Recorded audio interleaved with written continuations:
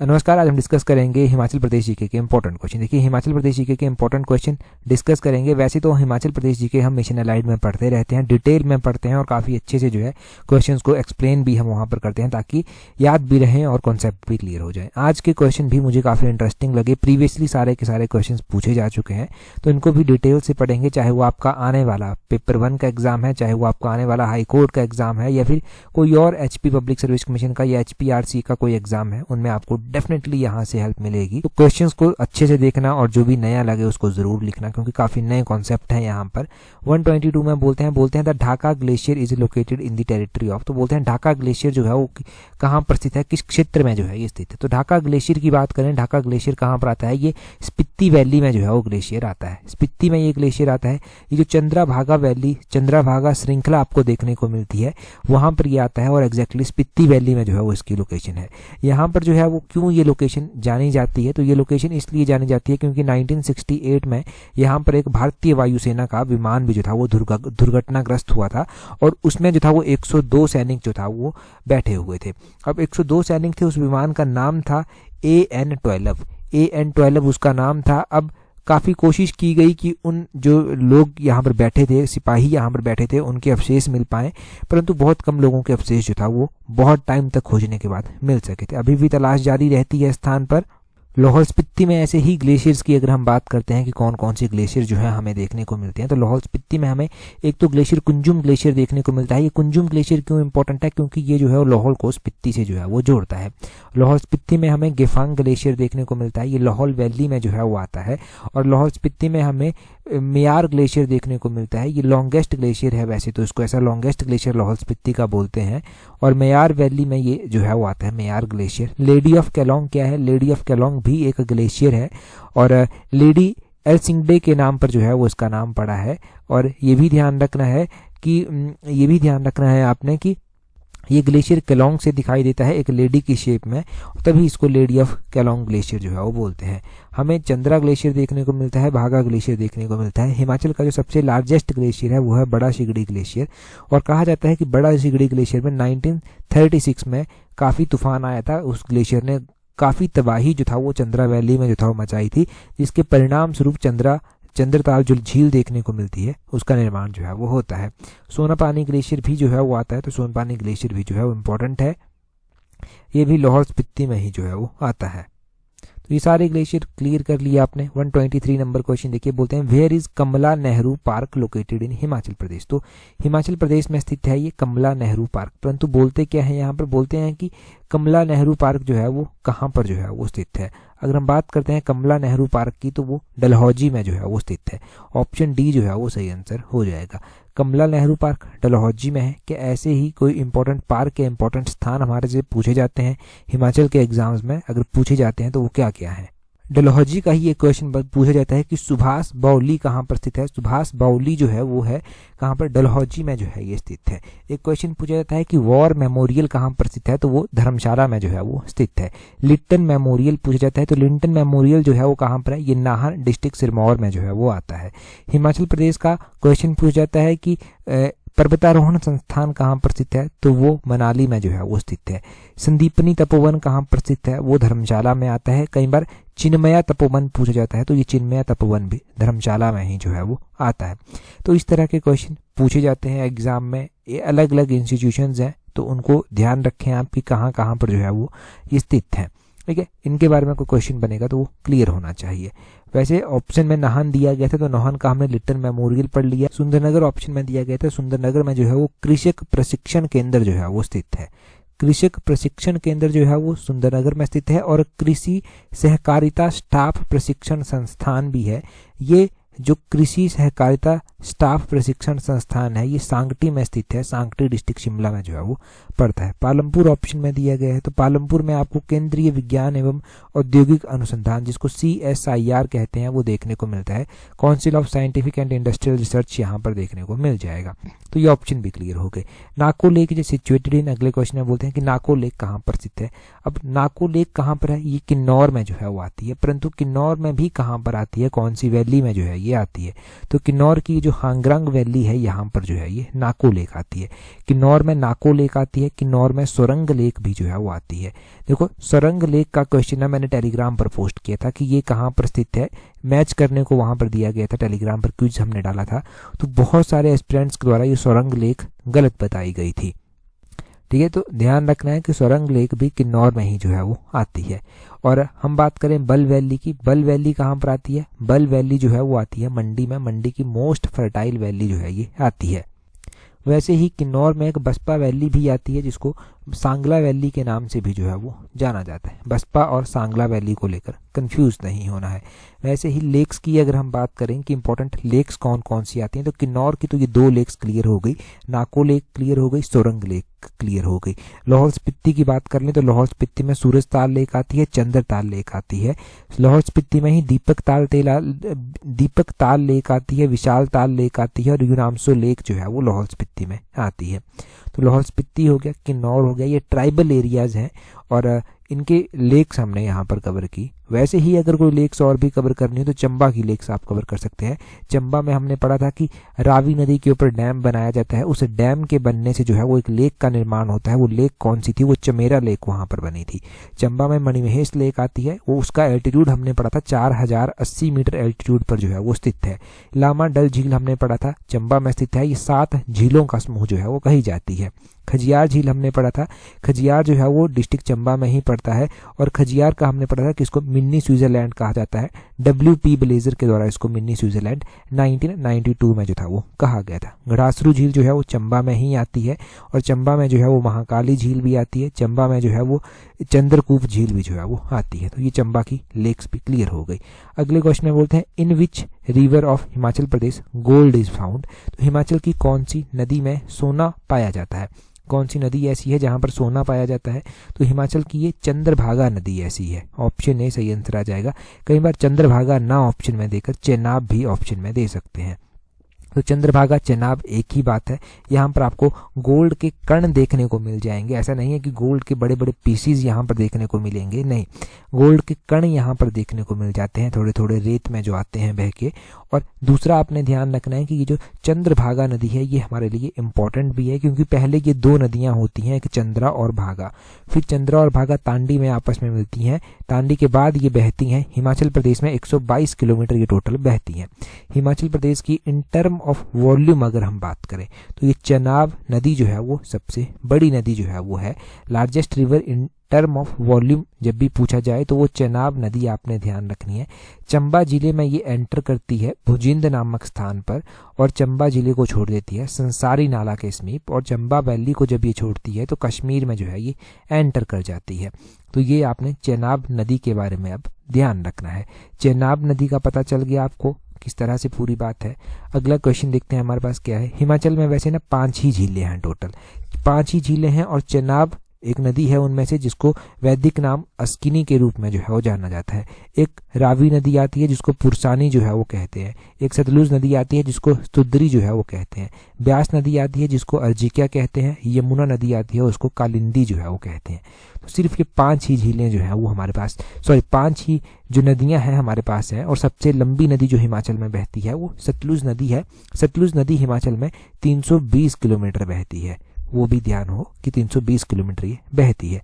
अगले क्वेश्चन में बोलते हैं 126 में बोलते हैं which was the second oldest princely state of Himachal Pradesh. यहाँ पर फर्स्ट नहीं पूछा गया है, यहाँ पर सेकंड पूछा गया है कि दूसरे नंबर पर जो सबसे पुराना प्रिंसली स्टेट है वो कौन सा है। सबसे पुराना प्रिंसली स्टेट जो हमारे पास है हिमाचल में वो है कुल्लूता, यानी कि कुल्लू। कुल्लू सबसे पुराना जो है वो प्रिंसली स्टेट है। अब इसकी स्थापना किसने की थी, इसके बारे में क्या क्या क्वेश्चन बनते हैं। कुल्लूता की स्थापना, कुल्लूता यानी कि कुल्लू, इसकी स्थापना जो था वो की गई थी बिहंग मणिपाल के द्वारा। बिहंग मणिपाल ने जो था वो कुल्लू की स्थापना की थी। और कुल्लू के बारे में क्या क्वेश्चन पूछे जाते हैं, एक तो क्वेश्चन पूछ लिया जाता है इसके बारे में कि कुल्लू के जो संस्थापक थे वो कहाँ से आए थे, तो वो हरिद्वार से जो था वो आए थे। अब कुल्लू की पहली राजधानी कहाँ पर हुआ करती थी, इसकी पहली राजधानी जगतसुख में हुआ करती थी। और जगतसुख को जो है वो अन्य किस नाम से जाना जाता है, तो नास्त इस तरह से जगतसुख को जो है वो लिखते हैं। नास्त भी जगतसुख को कहते हैं और जगतसुख में कुल्लू की पहली की राजधानी जो था वो हुआ करती थी। कुल्लू में जो है वो वजीरियाँ हुआ करती थी। कितनी वजीरियाँ यहाँ पर हुआ करती थी? 7 वजीरियाँ यहाँ पर हुआ करती थी, जैसे कि परोल वजीरी, वजीरी रूपी, वजीरी लग महाराज, वजीरी बंगाल, वजीरी लाहौल यहाँ पर होती थी, वजीरी लग सारी होती थी, वजीरी सराज यहाँ पर होती थी।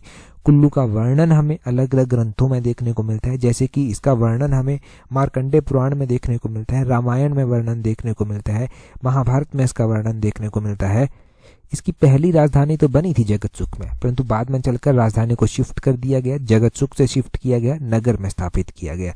ये काम किसके द्वारा किया गया? कुल्लू के राजा हुआ करते थे विशुद्धपाल, जिनके द्वारा ये किया गया था कि कुल्लू की राजधानी को जगतसुख से नगर जो था ये ले गए थे।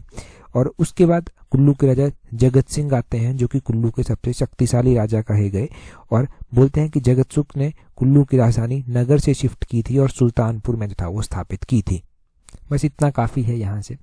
अगला क्वेश्चन डिस्कस करें उससे पहले देखो, अगर आप तैयारी कर रहे हैं पेपर 1 के लिए, हाई कोर्ट के लिए तैयारी कर रहे हैं, या हिमाचल के अपकमिंग एग्जाम्स के लिए तैयारी कर रहे हैं, चाहे वो sub inspector, junior office assistant, ऐसे एग्जाम कोई भी हो गए, तो आप कॉम्प्रिहेंसिव वे में तैयारी कर सकते हैं और हमारी टेस्ट सीरीज को ज्वाइन करके जो है वो अपनी तैयारी को एक अच्छी शेप जो है वो दे सकते हैं। ये टेस्ट सीरीज आपकी हर एक एग्जाम में हेल्प करेगी जो हिमाचल से रिलेटेड है।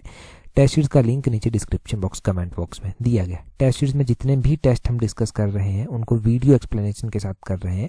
अभी तक 3 टेस्ट नेशनल इंटरनेशनल जीके के हो चुके हैं, हिमाचल जीके के टेस्ट हो चुके हैं, 8-9 टेस्ट हिमाचल जीके के हो चुके हैं, और बाकी अपकमिंग शेड्यूल जो है वो टेस्ट सीरीज ग्रुप पर डाल दिया गया है। तो अपनी स्टडी को शेप देना चाहते हैं, टाइमली एक शेप देना चाहते हैं, तो आप ज्वाइन कर सकते हैं। पेपर के नज़दीक अगर आप ये सोचेंगे कि कोई ऐसी जड़ी बूटी मिल जाएगी जिसे जल्दी सक्सेस मिल जाएगी, तो वो पॉसिबल नहीं होता।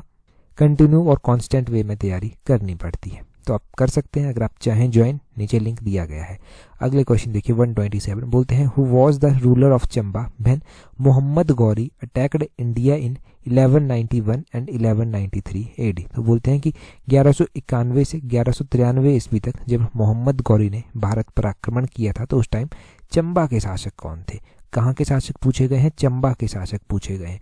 अब इस क्वेश्चन को जिन्होंने टेस्ट सीरीज ज्वाइन की है वो चंबा डिस्ट्रिक्ट में इस क्वेश्चन को ऐड कर लें, क्योंकि ये क्वेश्चन इंपॉर्टेंट है। वहाँ पर ऐड करना नहीं किया गया है और यहाँ पर ऐड हुआ है ये क्वेश्चन, तो वहाँ पर इसको ऐड करें। अब 1191 से 1193 के बीच में जो चंबा के राजा हुआ करते थे वो कौन हुआ करते थे? वो हुआ करते थे राजा विजयवर्मन। ऑप्शन सी जो है वो सही आंसर है। अब इन्होंने ना यहाँ से फायदा उठाया था। एक तरफ क्या होता है, एक तरफ मोहम्मद गौरी भारत पर आक्रमण करता है, ये उसका फायदा उठाते हैं, विजयवर्मन उसका फायदा उठाते हैं और कश्मीर और लद्दाख के बहुत सारे क्षेत्रों पर अपना कब्जा जो है वो कर लेते हैं। तो ये फायदा जो है वो विजयवर्मन वहाँ से उठाते हैं। विजयवर्मन के बाद हमें कुछ टाइम बाद देखने को मिलता है कि कुछ टाइम के बाद, इमीडिएटली नहीं, कुछ टाइम के बाद कि गणेश वर्मन भी राजा बनते हैं और गणेश वर्मन चंबा के पहले राजा हुए जिनके द्वारा चंबा के इतिहास में सिंह की उपाधि जो था वो धारण की गई थी। इससे पहले चंबा में जो था वो वर्मन टाइटल लगता था, परंतु जो गणेश वर्मन थे उनके द्वारा सिंह की उपाधि धारण की गई। और उसके बाद प्रताप सिंह देखने को मिले, हमें बालभद्र सिंह देखने को मिले, पृथ्वी सिंह देखने को मिले। पृथ्वी सिंह वही थे जिनको उनकी नर्स के द्वारा, बाटलू नर्स के द्वारा बचाया गया था। और चतर सिंह देखने को मिले जिनको औरंगजेब ने हिंदू मंदिरों को नष्ट करने का आदेश दिया था, परंतु उन्होंने नहीं माना था। हमें एक उदय सिंह देखने को मिले जिन्होंने एक लड़की के प्यार में पड़कर उसके पिता को वजीर बना दिया था, और कहा जाता है कि उनकी पुत्री के प्यार में पड़कर जो था वो एक वजीर जो बनाया गया था वो नाई थे। तो ये भी क्वेश्चन पूछा गया है एग्जाम में। चंबा के उसके बाद हमें उमेद सिंह राजा देखने को मिलते हैं जिनके द्वारा चंबा का रंग महल, उसकी नींव जो था वो रखी गई थी और चंबा में नाडा पैलेस भी बनवाया गया था। तो इस तरह से अलग अलग राजा हमें देखने को मिले चंबा के इतिहास में। चंबा के जो अंतिम राजा हुए वो कौन थे, वो नाम आप कमेंट करके बताइए, ठीक है, जल्दी से। आगे क्वेश्चन में बोलते हैं Ptolemy a Greek historian called Trigarta. तो टॉलमी बोलते हैं एक यूनानी इतिहासकार हुआ करता था, इसने त्रिगर्त को क्या कहा था?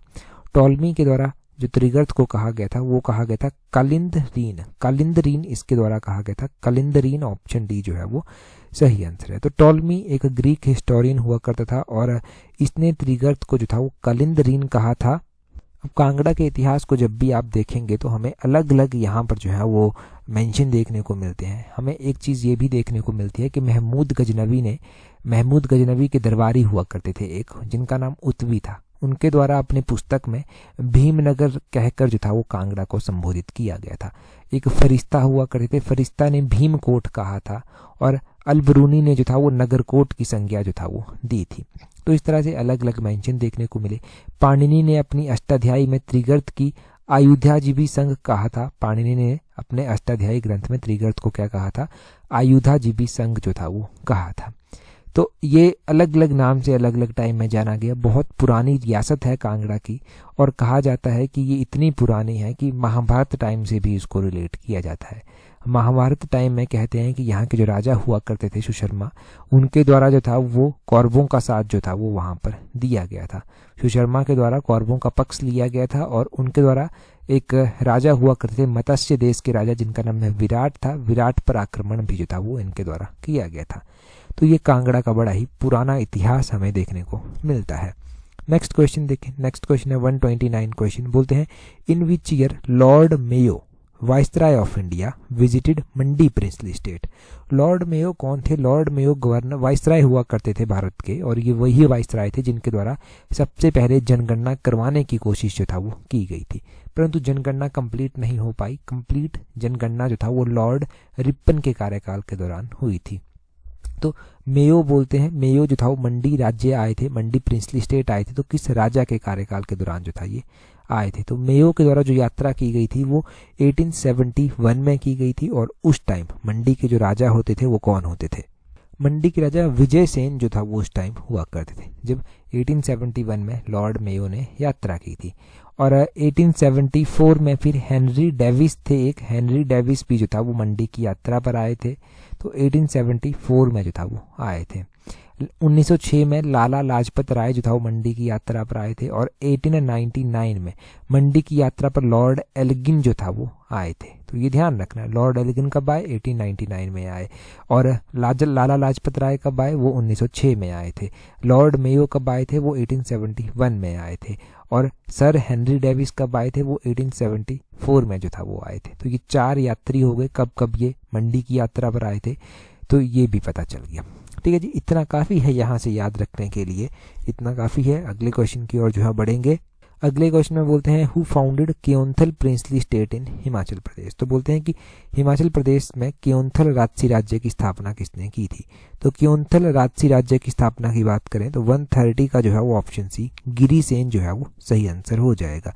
गिरिसेन के द्वारा जो था वो केओंथल प्रिंसली स्टेट की स्थापना जो है वो की गई थी। अब केओंथल की स्थापना की गई थी गिरिसेन के द्वारा। कौन से ईयर में जो था वो केओंथल की स्थापना की गई थी? 1211 में जो था वो केओंथल की स्थापना जो था वो की गई थी। केओंथल के कौन से राजा थे जो फिरोज शाह तुगलक, जिनके कार्यकाल के दौरान ये रियासत जो था वो फिरोज शाह तुगलक के अधीन जो था वो आ गई थी? और कौन से ईयर की ये बात रही? तो केओंथल जो था वो 1379 में फिरोज शाह तुगलक के अधीन जो था वो आ गई थी। कौन से ईयर में? 1379 में ये फिरोज शाह तुगलक के अधीन आ गई थी। और दूसरी ओर ध्यान रखना है कि केओंथल रियासत जो था, जब 1857 का विद्रोह हुआ था तो यहाँ के राणा हुआ करते थे, राणा संसार सेन, जिनके द्वारा अंग्रेजों की सहायता जो था वो उस टाइम की गई थी। और केओंथल के राजा हुआ करते थे जिन्होंने जो था वो 1884 में ब्रिटिश सरकार को जो था वो पट्टे पर दे दिया था कसुम्पटी शहर को। तो कसुम्पटी शहर 1884 में ब्रिटिश सरकार को पट्टे पर दे दिया गया था। और केओंथल के अंतिम शासक कौन थे? हितेंद्र सेन इसके अंतिम शासक जो था वो हुआ करते थे। तो ये क्वेश्चंस कुछ केओंथल के बारे में हो गए। इंपॉर्टेंट प्रिंसली स्टेट है केओंथल भी एक, यहाँ से कुछ भी पूछा जाए तो डेफिनेटली हेल्प मिलेगी। आगे बोलते हैं new year festival in upper Kinnaur is called age. तो किन्नौर में जो ऊपरी किन्नौर है वहाँ पर जो न्यू ईयर फेस्टिवल होता है उसको क्या कहते हैं? उसको जो है वो लोसर कहा जाता है। ऑप्शन सी जो है वो सही आंसर है। अब हमने जब टेस्ट सीरीज हमने पढ़ी है तो टेस्ट सीरीज में हमने फेयर फेस्टिवल भी अलग से जो है वो पढ़ रखे हैं। यहाँ पर बोला गया है कि किन्नौर में जो न्यू ईयर फेस्टिवल है उसको क्या कहते हैं? उसको जो है वो लोसर फेस्टिवल जो है वो बोलते हैं। दूसरी ओर कुछ और भी इंपॉर्टेंट फैक्ट फेयर फेस्टिवल्स के बारे में पता होने चाहिए। किन्नौर में अगर हम बात करते हैं तो लोसर फेस्टिवल तो एक कॉमन फेस्टिवल है, ये किन्नौर में भी मनाया जाता है, लाहौल स्पीति में भी जो है वो मनाया जाता है। और जहाँ पर बुद्धिस्ट रहते हैं वहाँ पर इस त्यौहार को जो है वो मुख्य रूप से मनाते हैं। किन्नौर में उख्यांग और फुल्लैच फेस्टिवल भी मनाया जाता है। किन्नौर में फागली फेस्टिवल भी मनाया जाता है। किन्नौर में जागरो फेस्टिवल मनाया जाता है। किन्नौर की रोप्पा वैली में एक खेप्पा फेस्टिवल भी जो है वो मनाया जाता है। कौन सा? खेप्पा फेस्टिवल। ये मैंने सारे पढ़ाए हैं टेस्ट सीरीज में। खेप्पा फेस्टिवल भी मनाया जाता है और साजो फेस्टिवल भी मनाया जाता है किन्नौर में, तो साजो फेस्टिवल भी ध्यान रखना है। जागरो तो हो ही गया, वो तो पता चल गया। लोसर का पता चल गया। न्यू ईयर फेस्टिवल है किन्नौर और लाहौल स्पीति दोनों में ही ये न्यू ईयर फेस्टिवल जो है वो मनाया जाता है। तो किन्नौर के फेयर फेस्टिवल ये हमने क्लियर कर लिए, इतना काफ़ी है यहाँ से ध्यान रखने के लिए। अगला क्वेश्चन देखते हैं, हमारे पास 132 क्वेश्चन क्या बोला गया है। 132 क्वेश्चन में बोलते हैं Sippy fair in Himachal Pradesh held in praise of. तो बोलते हैं कि सिप्पी मेला जो है वो लगता है हिमाचल प्रदेश में, किसकी प्रेज में, किसकी प्रस्तुति में जो है ये मेला जो है वो लगता है। तो सिप्पी मेला जो है वो भगवान शिव, लॉर्ड शिव जो है वो सही आंसर हो जाएगा। भगवान शिव की स्तुति में जो है ये सिप्पी मेला जो है वो लगता है। अब हिमाचल के फेयर फेस्टिवल, अब सिप्पी मेला लगता कहाँ पर है? पहली बात, ये मशोबरा में जो है वो लगता है। मशोबरा में यहाँ पर मैं लिख देता हूँ, मशोबरा में लगता है। मशोबरा कहाँ पर पड़ता है? शिमला में ही पड़ता है। और कौन से महीने में ये लगता है? मई महीने में जो है ये सिप्पी मेला जो है वो लगता है। ऐसे ही शिमला में एक लवी मेला तो हो गया इंटरनेशनल लेवल का मेला, जो कि अक्टूबर नवंबर के महीने में लगता है और रामपुर बुशहर में जो है वो लगता है। शिमला में एक पत्थर का खेल मेला भी मनाया जाता है और ये भी अक्टूबर नवंबर के महीने में मनाया जाता है। कहाँ पर मनाया जाता है? ये शिमला के जो है वो हलोग में जो है वो मनाया जाता है। एक पुराग फेस्टिवल होता है। पुराग फेस्टिवल कहाँ पर होता है? वो कोटखाई में जो है वो होता है। पुराग फेस्टिवल कहाँ पर होता है? कोटखाई में होता है। भैंसों का मेला, बुफेलो फेयर कहाँ पर लगता है? तो बुफेलो फेयर जो है वो कहाँ पर लगता है? ये कुफरी में लगता है। कुफरी नियर मशोबरा में जो है ये लगता है बुफेलो मेला। और उसी तरह जोरना मेला होता है। जोरना मेला चौपाल में जो है वो लगता है। जोरना मेला कहाँ पर लगता है? वो चौपाल में लगता है। तो इस तरह के फेयर फेस्टिवल हमने पढ़ लिए जो कि शिमला में जो है वो लगते हैं। हाई कोर्ट क्लर्क के एग्जाम में क्या क्वेश्चन पूछा गया था? तो वहाँ पर एक क्वेश्चन पूछा गया था कि सूही मेला कौन से महीने में लगता है। और सूही मेला अप्रैल के महीने में लगता है, परंतु ये मेला डिस्ट्रिक्ट चंबा में लगता है, ये पता होना चाहिए। इस मेले में जो है वो बच्चे और लेडीज ही जो है वो जाती हैं, पुरुष जो है वो इस मेले में नहीं जाते, ये कहा जाता है। एक चेरवल फेस्टिवल के बारे में पूछा गया था कि चेरवल फेस्टिवल को अन्य किस नाम से जाना जाता है? तो वो पृथ्वी पूजा भी जो है वो चेरवल फेस्टिवल को जो है वो कहते हैं। तो चेरवल फेस्टिवल भी क्लियर होना चाहिए। तो ऐसे ऐसे क्वेश्चन जो हैं वो एग्जाम में पूछे जाते हैं। जो पूछे गए हैं वो भी हमने बताए और जो पूछे जा सकते हैं हमने डिटेल से यहाँ से पढ़ा। मुझे बहुत इंटरेस्टिंग क्वेश्चन आज के लगे।